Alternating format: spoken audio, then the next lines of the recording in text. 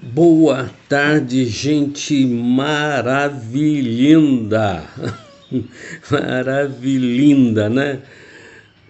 Que bom estar aqui de novo com vocês. Eu vou direto ao ponto aqui, ao assunto, ainda respondendo a pergunta do nosso amado Moisés aí. A pergunta sobre o reino dos céus. Se é possível viver o reino dos céus dia a dia na terra, todo dia na terra. É possível sim, Moisés. É um desafio muito grande, vou continuar dizendo para vocês. Segundo o pensamento dos irmãos chineses, o Witness Lee, baseado na doutrina, né, ensinada pelo Witness Lee, depois pelos seus discípulos Witness Lee e Dong Yulan,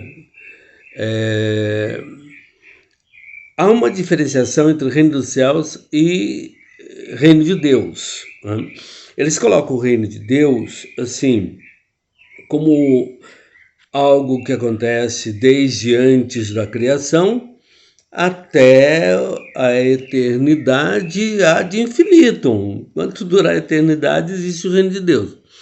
Mas ele coloca o reino dos céus como um período entre a dispensação da graça e a dispensação do reino, né, que se inicia com a segunda vinda de Cristo.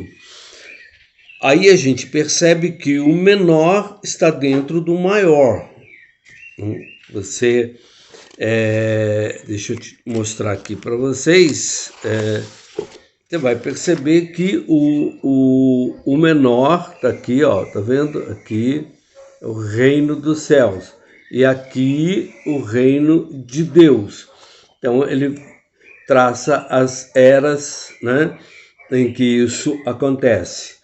Então, como o menor está contido no maior, eu não vejo problema nenhum em chamar tudo de reino de Deus, tá? Se alguém quiser isso aqui, depois pode me pedir, eu mando uma cópia, né? É extraída aqui do Novo Testamento, né? Traduzido aí pelos irmãos da versão Restauração, tá ok? Os evangelhos da versão Restauração.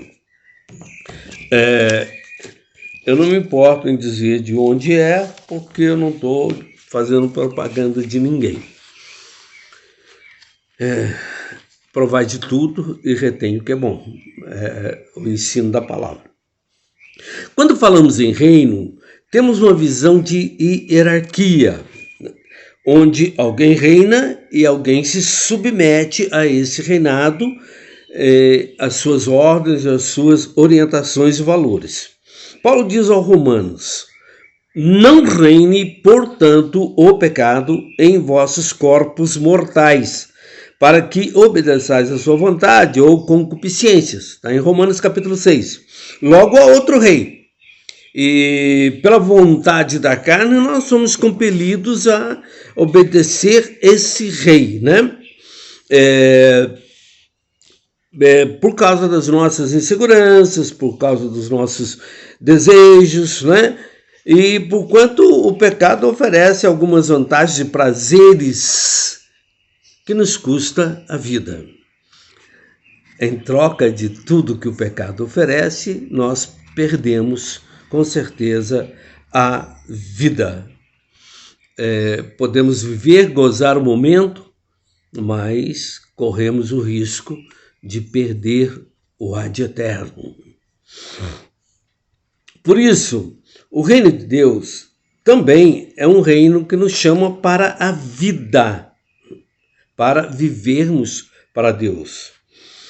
Ele se manifesta de uma forma a trazer ou nos chamar para o exercício de valores inerentes a homens, estão em nós, pertencem a nós, são nossos, e porquanto fazem parte da natureza divina. Eu quero dizer para vocês que eu tenho uma visão assim bem clara a respeito disso, com relação a que, para mim, o reino de Deus, ele é manifesto em mim através do eu Cristo. Eu Cristo, né?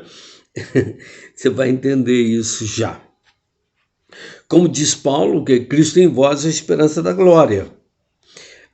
E Jesus, ele diz claramente assim, presta bem atenção nisso, ele é a palavra encarnada, ele é o Logos, ele é o verbo encarnado, eu venho dizendo isso já, né, desde o começo dos nossos vídeos aqui, nessa fase do Cura da Alma, que o Cristo é o verbo encarnado, é o Logos, ele é a palavra viva. E ele diz assim, as minhas palavras permanecerão em vós. De uma forma assim, bem mais forte, bem mais profunda, ele diz assim, se alguém me ama, guardará a minha palavra e o meu Pai o amará e viremos a ele e faremos nele morada. Estonteante, de explodir a cabeça, está no capítulo 14 de João. Leia o capítulo inteiro para poder entender, né? Você vai procurar o versículo lá no capítulo 14. Essa presença é que nós chamamos aqui de o eu divino, o eu Cristo. Agora, esse reino que se instala dentro de nós, porque Paulo diz, olha, não reine o pecado. Se não reine o pecado, reine outro. Vai reinar quem? O eu Cristo. Vai reinar quem? Essa presença do Pai, do Filho e do Espírito de Deus em nós, né? Só que isso precisa ser acionado, já está em nós, já nos foi dado. Quando Deus sopra o seu Espírito em nós, ele sopra essa potencialidade de viver a natureza divina. E isso precisa ser despertado, né? Em nosso espírito, em nossa alma, dentro de nós. Tem que ser acionado, acessado, ativado, para que venha a luz, para que... Paulo fala uma coisa interessante, né? Eu sofro de novo as dores do parto até que Cristo seja gerado em vós. Ele sofre as dores do parto até que Cristo seja gerado em mim, em você, em vós, em nós. É algo impressionante, e gerar esse reino dentro de nós também causa dores do parto em alguém. Eu estou de novo com o óculos do Elton John aqui, tá? e Jesus o Cristo, ele vai chamar esse reino, ele é tão dentro, Jesus é tão sensível a esse reino, que ele chama esse reino de tesouro escondido, pérola de grande valor, e de forma bem clara assim, ele diz que tudo isso está dentro de nós, é dentro de nós. Então aqui na terra do meu coração há um grande tesouro chamado Reino de Deus. Pode crer nisso, no seu coração também há uma pérola de grande valor. Há um tesouro escondido nessa terra que ele diz que é o coração, né? Então, atentem bem a isso, né? O grão de mostarda, o grão de mostarda, sabe? Um pouco de fermento. Ele usa essas figuras maravilhosas, essas metáforas, né, que a gente precisa penetrar nelas com muita oração, com muita vontade de ouvir Deus, sabe? E desenterrar esses tesouros. E Jesus, ele estava profundamente ligado ao reino, tanto que aos 12 anos de idade, o que ele responde para Maria, mãe dele, quando ela o encontra no templo? perdido lá em Jerusalém, o que ele responde? Meu filho, estamos te procurando, eu e seu pai estamos te procurando. Vocês não sabiam que eu devia te cuidar? Eu devia estar preocupado com as coisas do reino do meu pai, com as coisas do meu pai. Ele já estava preocupado com o reino, ele já vivia em função do reino, ele cresceu com o reino se manifestando dentro dele. Agora, é impressionante que a gente entenda hoje que quando Jesus começou a procurar os seus primeiros súditos para o reino, ele não foi procurar na realeza judaica, ele não foi procurar na elite de Jerusalém, ele foi para os guetos, foi para os valados, foi para as ruas, para os mercados, para os mercados de peixe. E foi ali que ele começou a encontrar os homens, sabe? Ele começou a encontrar os homens. E ele cercou-se de toda essa gente, que ele usa essa gente depois numa parábola, né? Vocês vão para os valados, vão para os becos, vão para os campos, tá? E tragam os convidados para a mesa das bodas do filho do rei. No reino, né? No reino, vem cá, vem cear comigo, vem comer com o rei no reino. Mas quem ele procura? Sabe, de quem ele se cerca? Sabe, de um bando de calhorda, de um bando de gente que nós não valorizaríamos dentro da elite religiosa cristã que se instala hoje. Não são pessoas valorizadas, né? É prostituta, é ladrão, é mendigo, é hipócrita, é safado, é toda essa gente que está ali em volta dele. E ele não acusou ninguém, ele não condenou ninguém, ele não colocou peso sobre nenhum deles, a não ser qual peso, né? Ele não colocou peso nenhum, ele colocou a graça, o perdão, a vida, o amor, a misericórdia sobre todos eles, né? Sobre todos, sobre cada um. E se a gente conseguir ver isso, sabe, se a gente conseguir ver essa realidade do Cristo, vimos o reino. Mas se a gente praticar isso, entramos no reino. Eu preciso disso hoje. Entrar no reino dessa forma. Não há outro caminho. Não há outra forma do reino se expressar. O reino se expressa na medida em que eu toco essas almas, na medida em que eu chamo essas almas, sabe, essas pessoas, para cear na mesa do rei. Compreendem? Então você está vivendo o reino à medida em que toca essa realidade espiritual, que o reino não é uma elite, o reino não é uma realeza, o reino não é constituído de nobres, a não ser que você entenda que os nobres são esses miseráveis a quem ele veio buscar. E então, essa é a proposta do reino. São os valores do rei, os valores que o rei tem nos colocado, né, no seu evangelho, na sua chamada para a instalação do reino, e através da graça e do Espírito do Pai. O Espírito atua, o Espírito é vivo, é ação, né? É ação, presença do amor em nós. O reino é ação, amor, ação, paz, ação, perdão, ação, justiça, ação, bondade, ação, longanimidade, ação, benignidade. E se vivemos isso todos os dias, é possível, sim, vivemos o reino de Deus na terra. E são valores espirituais, sim, são valores espirituais, porém absolutamente concretos. Não são abstratos, são concretos.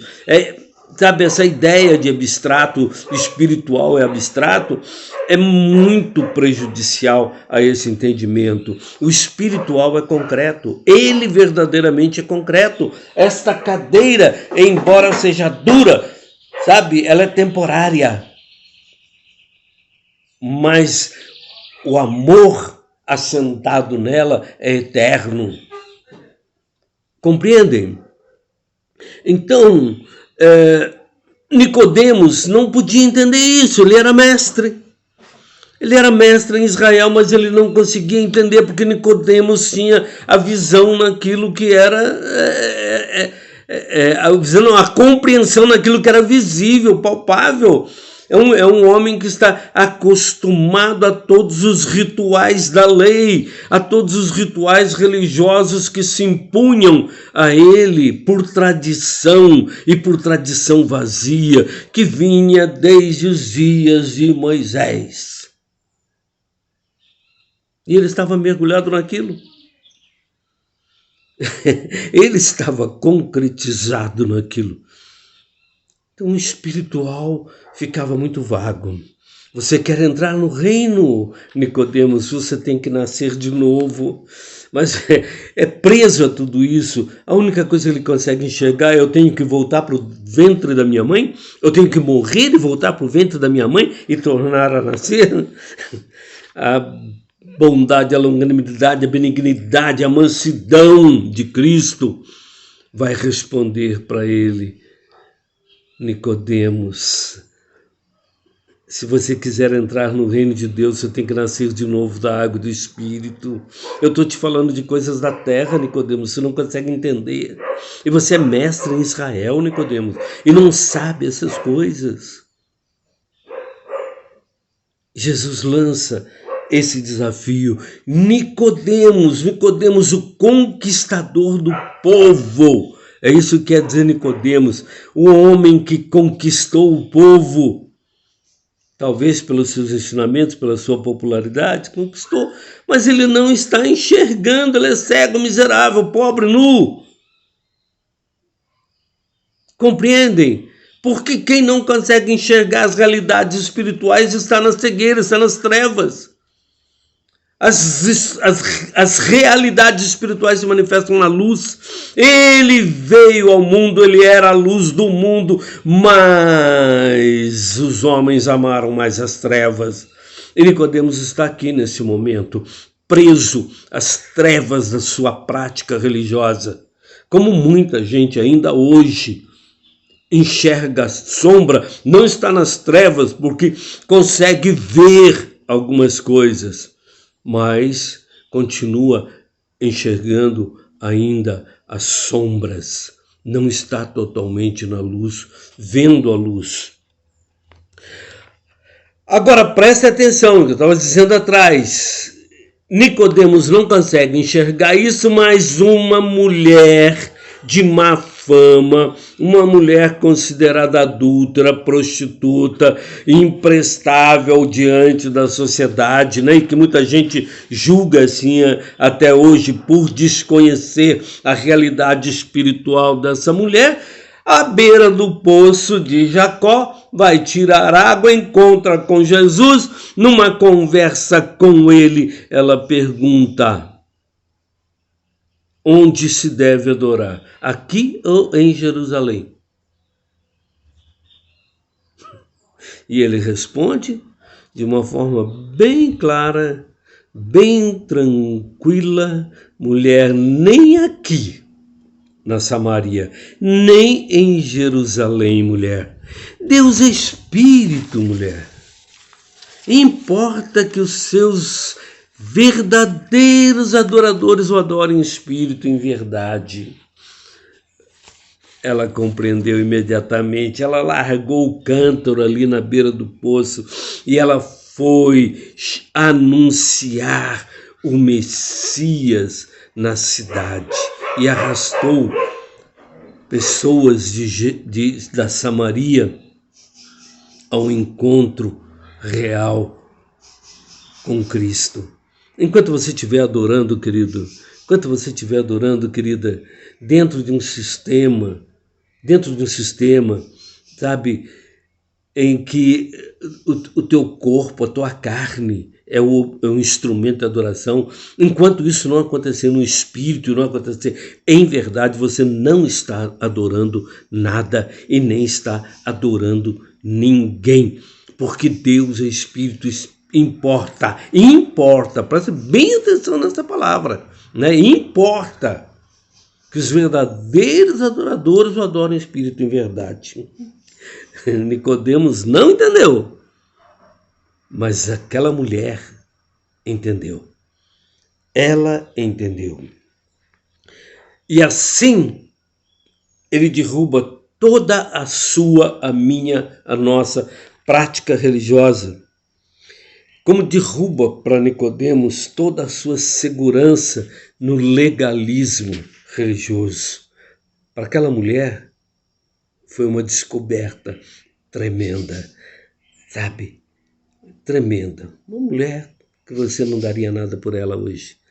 Você diria sem peso nenhum, uma vagabunda. Mas ela está ali com o coração aberto, com o espírito aberto. O coração dela está sensível à revelação do Cristo. Caíram, né? Caiu suas campanhas, caiu seus jejuns, sabe? Caiu suas vestes, caíram as suas informações livrescas, googolescas, sabe? Caíram as suas correntes, caiu sua oferta, caiu seu dízimo. Porque se nada disso for feito em espírito e em verdade, nada disso tem valor algum. Não é para Deus, não é com Deus, não é em Deus, nem é pelo Espírito. Vão-se as suas franjas, vão-se os filatérios, vão-se as suas cordinhas de amarrar a cintura, para segurar a calça, vai o seu quipazinho na cabeça, vai a sua estola, sabe, vai seu saião, seu cabelão, vai tudo para o espaço, porque é em espírito e em verdade. Não é numa aparência, não é numa formalidade, não é num ritual, sabe? Fim das águas purificadoras, fim do salzinho, fim da toalhinha benta, sabe? Fim do sal grosso, fim da sua trouxinha com suco de uva. Acabou. Se você não tomar cuidado, acabam-se até alguns rituais que você considera sagrado. Foi tudo para o espaço. Em espírito e em verdade.